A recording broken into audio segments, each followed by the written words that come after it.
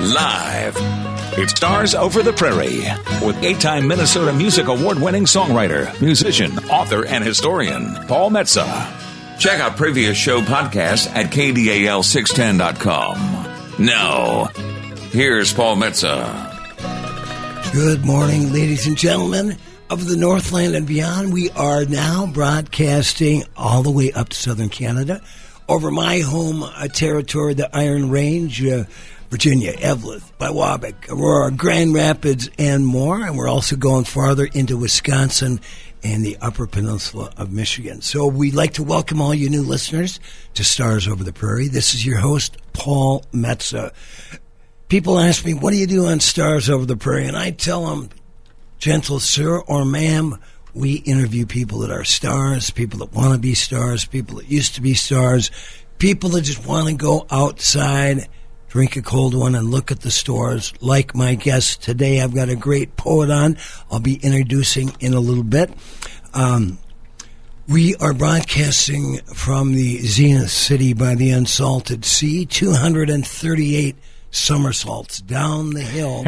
I love that. From Bob Dylan's childhood home. It's went up a little bit since we started broadcasting in 2024.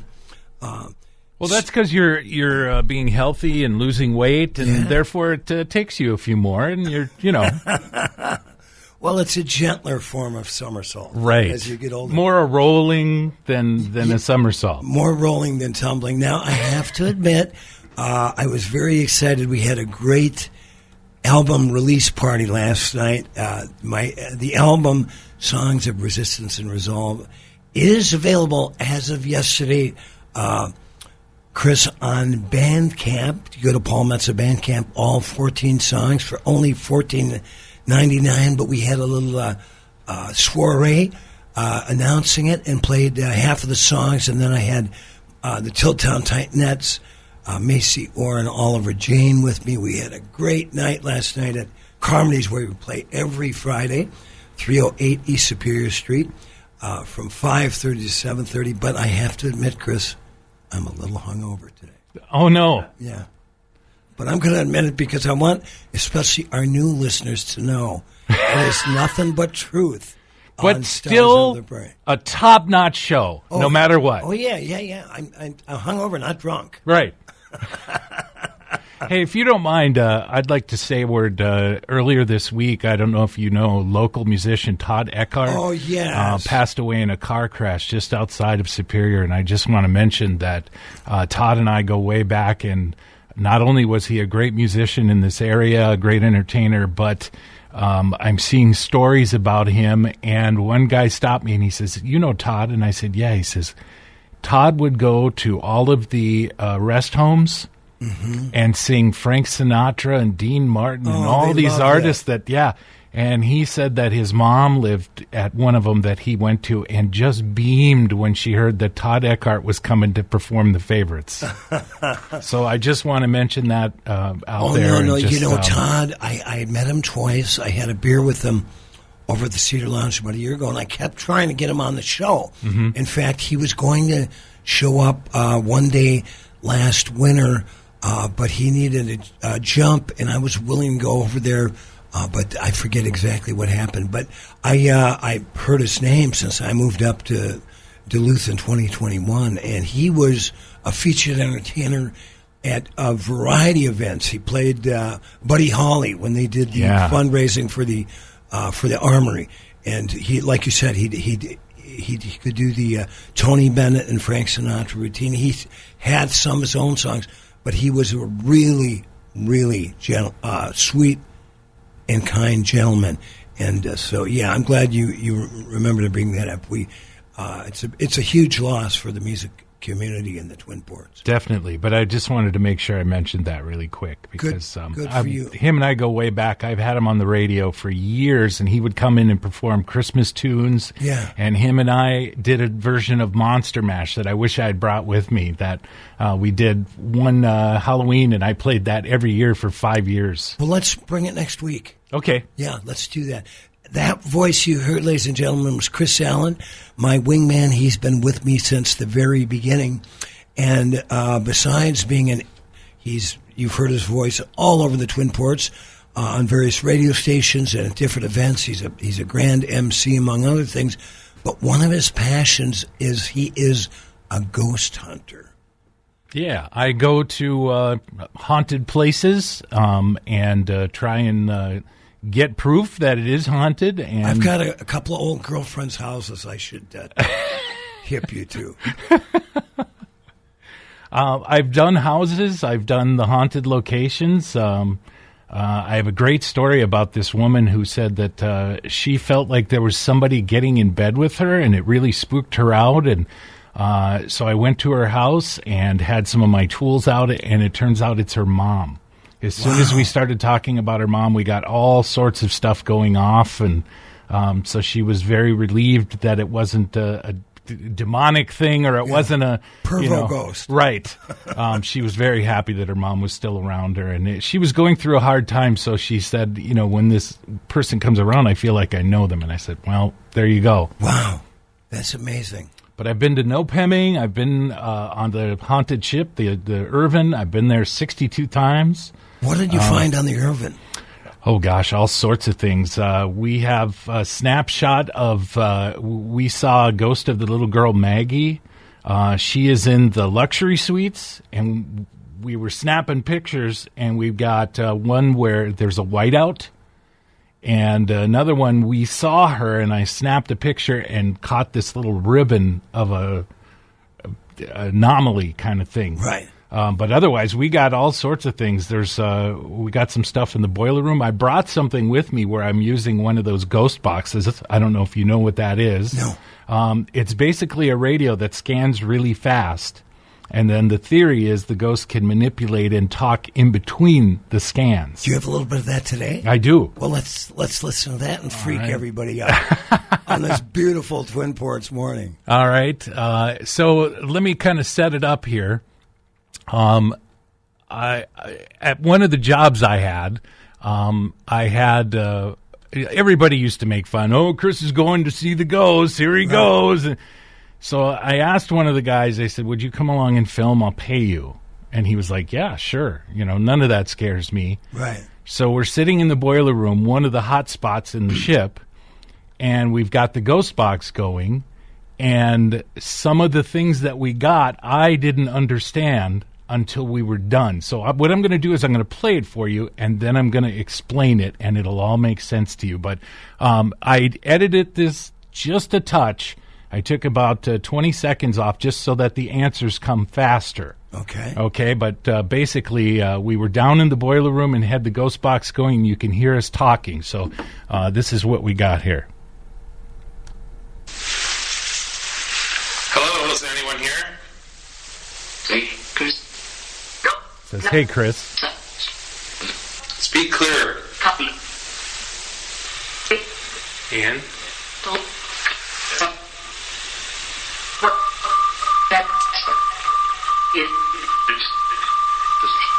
This woman's talking a lot.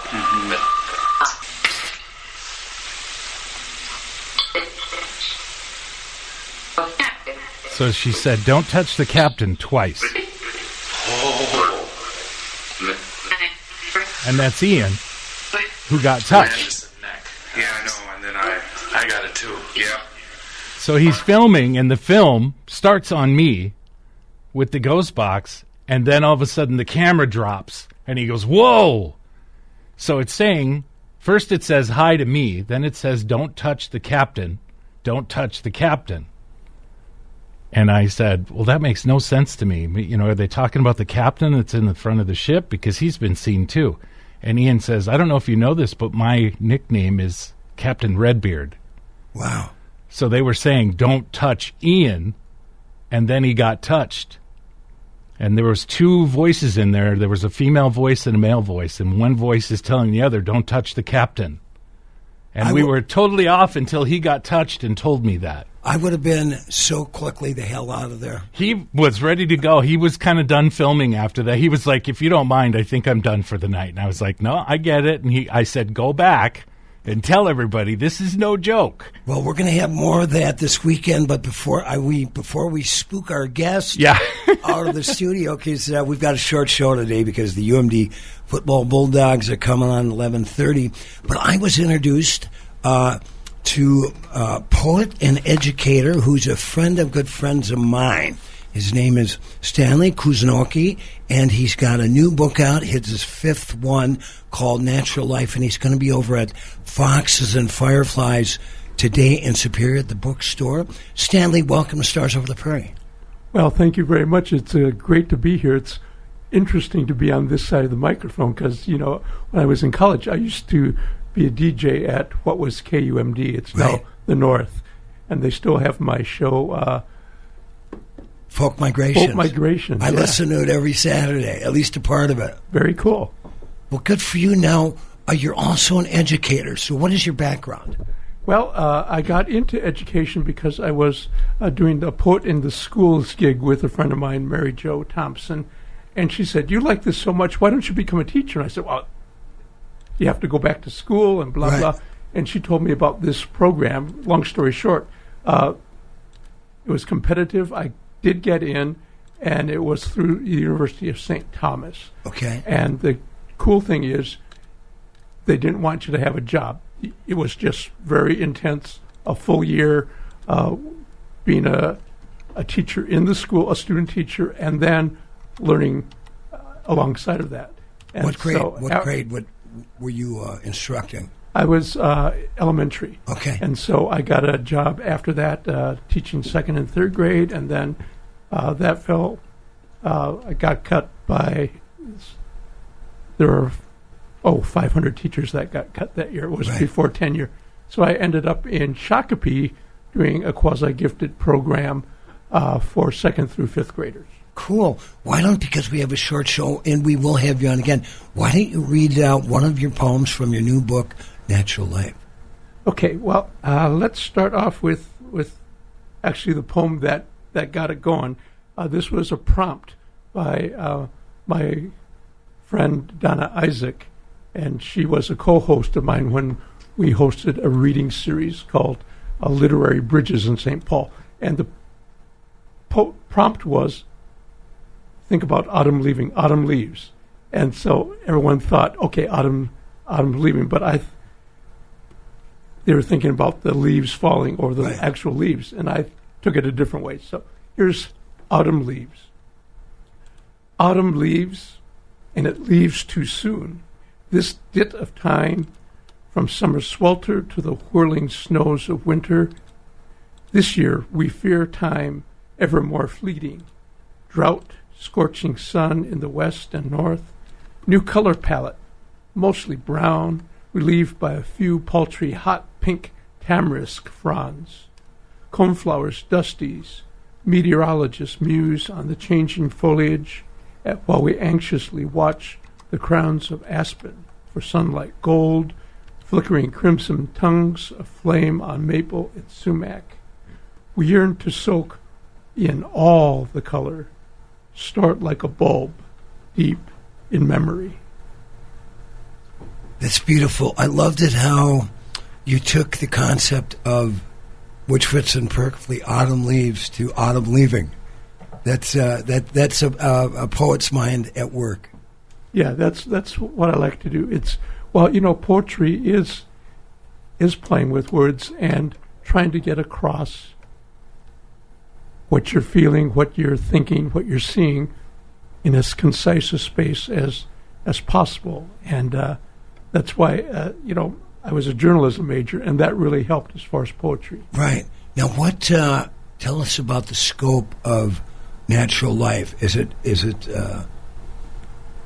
the poems do they have kind of a consistency in terms of they're all about nature? Or No. I have it grouped. In fact, it looks like a field guide. Oh, okay. That's a very cool cover. So I group it by flora and fauna, earth and sky, and then there's a section, Homo sapiens. And so it's about people. It's about people I know who have passed on. It's about what we have done as humans to the natural environment. And then I have some poems from Skye. We were in Scotland a few years ago, and like I like to do with my books, I have a section of student poems. What would do you have because we have a limited amount of time? Do you have a short poem in the Homo sapien section? I'd love to hear about a friend or family member that has passed on. Yeah, let me find it here. We have Stanley Kuznoki on the show. He will be reading from his new book, Natural Life at Before we get to that, I don't mean to interrupt, but we do have to pay the bills. Oh, yeah. So let's go ahead and do that while he's searching, and that way when we come back, we can hear it. That sounds great, Chris. Thanks. I'm Lucas, and I had Z LASIK at Weiss Eye Center. Went great. Little to no pain yesterday. Surgery went great. Everything else went home, took a nap, woke up, and haven't really had any pain since. Everybody was super nice and talked you through every step of the way, and I barely had to ask any questions because they knew what to say. They filled it all in. For me, it'll just be snowmobiling's my big one. I try to do a lot of riding in the winter. I farm in the summer, so this year was a big difference where a couple of times I had to borrow somebody's helmet so I put my glasses on and ride because just the weather conditions, everything else, out there riding blind. So I'm really excited for that.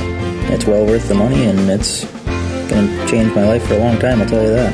Weiss Eye Center is the only clinic to offer blade-free Z LASIK in the Northland. To find out more and to arrange your free consultation, call 218-625-1917 today or visit weisseyecenter.com for more information.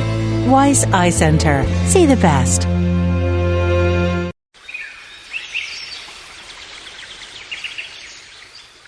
Gray Wolf Lodge, located on gorgeous Pelican Lake in beautiful Orr, is the great getaway in northern Minnesota. Featuring affordable, modernized cabins that rent by the week or even a few days, Gray Wolf Lodge is your place to treat the family or just yourself for a relaxing time away from it all. With great fishing, yoga classes, massage, boat rentals, a sandy beach, a common gathering area with a fire pit, and the gorgeous and rustic Gray Wolf Lodge, hosts John and Carol have thought of everything for your unforgettable stay. Give them a call at 1-800-840-9653 or go to graywolflodge.com to see all that they have to offer. Gray Wolf Lodge, your home away from home in the North Woods. You're listening to Stars Over the Prairie with 8-time Minnesota Music Awards winner Paul Metsa on KDAL. Welcome back, folks. I've got a great poet and educator on by the name of Stanley Kuznoki, and he will be reading right after this at 1 p.m. at Foxes and Fireflies bookstore. It recently opened. I've heard nothing but great things about it at 1401 Tower Avenue in Superior. What are you going to read for us next, Stanley? Well, this is a poem that I wrote in memory of a friend, and there are Duluth roots to this, Claudia Cannon. Okay. And she was a good, very, very dear friend of my wife, Claudia. So she was Claudia West, and my wife is Claudia East. She lived in Seattle and was a gardener. So that sets this up. It's called Missing Presents, April 6th, 2024, for Claudia Cannon. Garden plots all up and down and around Queen Anne Hill pout, worry, grow anxious. The hand that clears the mulch, pulls the early weeds, waters and feeds the blinking heads of crocus and tulips, is late. What's the matter? They mumble across the backyard and boulevards. She's always so prompt and careful. What is with her? They grumble. The news comes on the wind, the chatter of grosbeak and sparrow. The gardener is gone. The careful hand, the observant eye, the thoughtful mind, all back to ash. The buds blink once in disbelief, again in comprehension, as all over Seattle, gardens, like the gardener, go dormant. That's beautiful. You know, such a My book, Alphabet Jazz Stories, Songs, Poetry, and Prose. I've a lot of it is prose pieces I've written, 2 or 3, 4 or 5 pages about friends of mine that have passed on, and like a poem like that, it's a beautiful way to have a living memory of a human being. Yeah, exactly. It's and it's a way to work your own feelings out about the situation, right, about that person, and what was important and meaningful about the relationship. She must have loved Seattle. I used to play out there about 2 or 3 years in a row. And when you would travel around to see the flora and fauna in Seattle because of the environment and the mist and enough rain and the sun, I mean, it was like Edward Scissorhand territory in terms of just the bushes and the people's yards. And it was, I might have been driving around in the Shishi part of town, but it was unbelievably beautiful. Yeah, she lived on Queen Anne Hill, so okay. Maybe you know that area. But even after she never let anybody know she had cancer. That's what Florida's. Wow. But even when she had cancer, just a few months before she died, she was up in a tree, pruning. And so that's the kind of dedication and art she had. Who were some of your influences in terms of poetry, Stanley? Well, the first huge one was Denise Levertov, because up until then, I thought, poetry is this kind of beautiful, flowery stuff. She was the one who she had a poem about Hiroshima, and she was the one who opened my eyes in that, poetry can be social commentary. Right. Poetry can be history. Poetry can be protest. And so that kind of directed how I write and what I decide to write about. Right. So a lot of my poems are very topical. A lot of my poems are reactions to things that are going on. I'm a huge fan of Charles Bukowski. What's your take on Bukowski? Yeah, I don't read him as much as a lot of people, but what I know I do like. Yeah.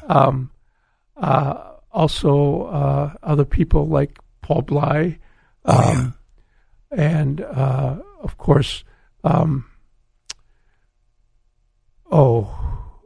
name is going away. But there's so many poets, and especially here in Minnesota. Yeah, well, Robert Bly used to get his mail at 12th and Hennepin, the same post office that I did.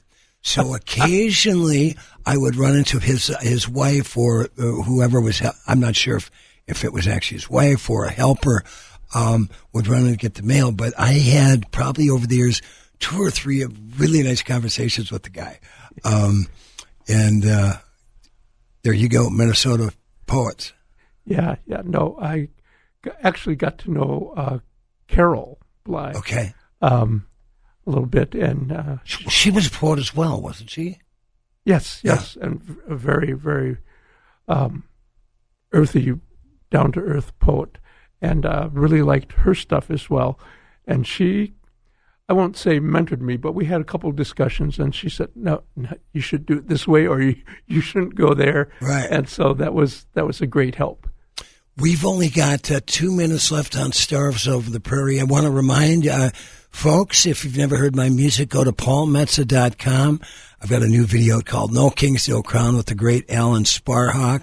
You could stream it for free and watch it and purchase the record at Bandcamp, Paul Metsa Bandcamp. Stanley Kusanaki, will be at Foxes and Fireflies at 1 o'clock today, 1401 Tower of Superior. Do you have a short one you could take us out with? A short poem. Let's do one. Let's do a poem that I wrote for my wife, and it's from her point of view. It's called Salad Niçoise. I could say it was this dish that wooed me, a man who doesn't expect roast beef and potatoes waiting for him at 5:15 sharp, but one who makes the meal, serves it up with a bit of flourish. Perhaps that was part of the wooing.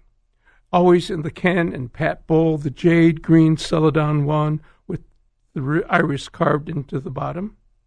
Always tuna, although now it's from jars imported from Italy instead of the hockey puck tin oil-filled casket for Charlie.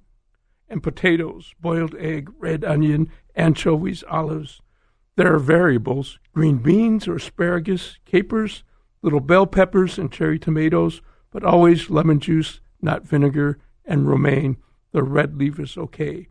Preferable a chilled tavel, though it seems these days a Spanish granaca catches the same light on the tongue. This tradition started the beginning of togetherness. Stanley Kuzanoki, that's great. Have a great time at the book reading today. Thanks for listening, everybody. We'll be back next week at 11.